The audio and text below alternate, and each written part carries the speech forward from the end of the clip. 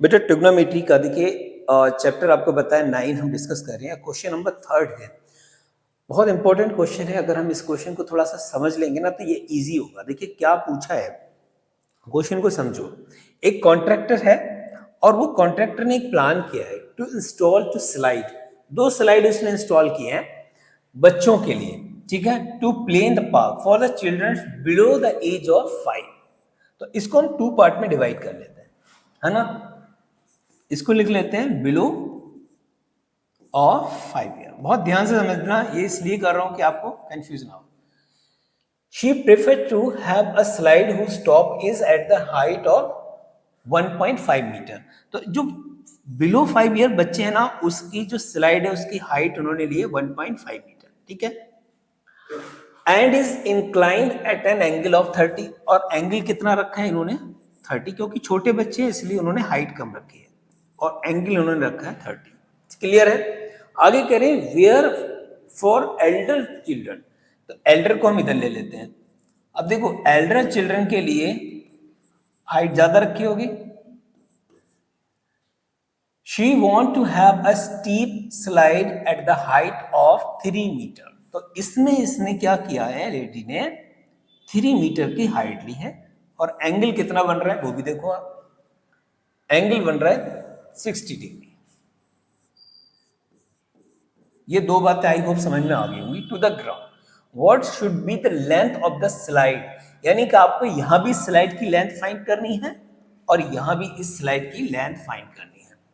In each case, दोनों case में आपको क्या करना है, स्लाइड की लेंथ आपको फाइंड करनी है। तो हम यहां लिख लेते हैं इसको, ठीक है, ए बी सी, यहां लिख लेते हैं P Q R. I hope कि अगर आपको ये 2 बातें समझ में आ गई हैं तो अब आगे नेक्स्ट पार्ट बहुत इजी होगा। हमने क्या करना है, सबसे पहला पार्ट हमको रेशियो देखना होता है कि इसमें रेशियो क्या है। यहां देखिए, यहां परपेंडिकुलर गिवन है, परपेंडिकुलर गिवन है और यहां पर हाइपोटेन्यूज हमको निकालना है। तो परपेंडिकुलर एंड हाइपोटेन्यूज किस रेशियो में होता है ये आपको पता होना चाहिए।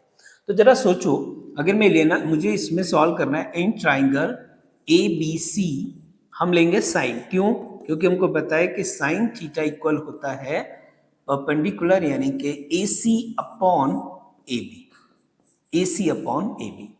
परपेंडिकुलर एंड हाइपोटेन्यूज किस में होता है, साइन थीटा। थीटा की वैल्यू हमको पता है साइन 30 हो गई। AB हमको पता, देखिए AC कितना है 1.5 अपॉन AB कितना है नहीं पता, तो हमको AB निकालना है।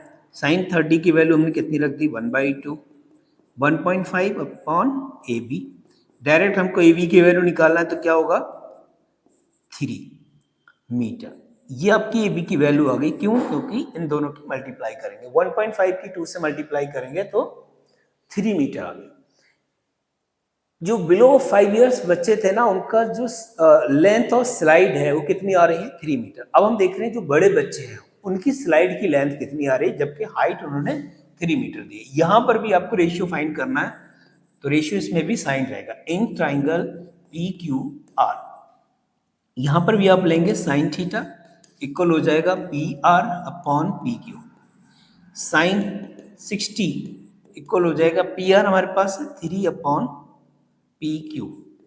इसकी वैल्यू आपको पता है √3/2 होती है, 3 अपॉन पी क्यू। मुझे अगर पी क्यू की वैल्यू निकालनी है तो क्या करूंगा, पी क्यू अपॉन होता है 6, 3 2 जा 6 अपॉन √3। √3 को रेशनलाइज कर रहे हैं फटाफट, तो ये हो जाएगा आपके पास 6√3/3, 3 2 जा 6, तो हो जाएगा 2√3। आप चाहे तो इसको आप यहीं छोड़ सकते हैं और चाहे तो √3 की वैल्यू रख दें 1.37, नहीं 1.73। √3 की जो वैल्यू होती है ये होती है। इसको वैल्यू को पुट भी कर सकते हैं और मल्टीप्लाई करके आपको आंसर मिल जाएगा। तो ये दोनों क्वेश्चन है, दोनों सिचुएशन में आपको पता चल चुका है। अगर हम हाइट 3 मीटर ले रहे हैं, एंगल 60 ले रहे हैं, तो हमारे पास जो स्लाइड है उसकी लेंथ कितनी आ रही है 2√3। और यहाँ पर हमने देखा अगर कोई छोटे बच्चे हैं तो उसके लिए हमने हाइट 1.5 ली, एंगल 30 डिग्री लिया, तो अब स्लाइड कितनी है, स्लाइड की लेंथ हो गई 3 मीटर। आपको पता है कि स्लाइड यहां पर हमने क्या किया है, यहाँ एकदम से ले रहे हैं, एकदम से बिल्कुल स्टीप स्लाइड है। स्टीप मतलब बड़े बच्चे हैं तो स्टीप स्लाइड उनके लिए चल जाएगी, लेकिन छोटे बच्चों के लिए हमने थोड़ा सा है ना लेंथी ले रहे हैं, जिससे कि बच्चों को चोट ना लगे। इस प्लानिंग से उस कॉन्ट्रैक्टर ने इसको प्लान किया है। तो आई होप दोनों क्वेश्चन आपकी समझ में, दोनों पार्ट समझ में आ गए होंगे। 2√3 आप यहीं छोड़ सकते हैं जब तक कि आपको यहाँ पर बोले ना कि √3 की वैल्यू आपको रखनी है। नहीं बोला है आप मत रखिएगा, आप यहीं छोड़ दीजिएगा। दोनों सिचुएशन में आपका आंसर ये क्लियर होगा। क्लियर है? आई होप के क्वेश्चन नंबर 3 क्लियर होना चाहिए, किसी भी डाउट, किसी तरीके का कोई डाउट नहीं होना चाहिए।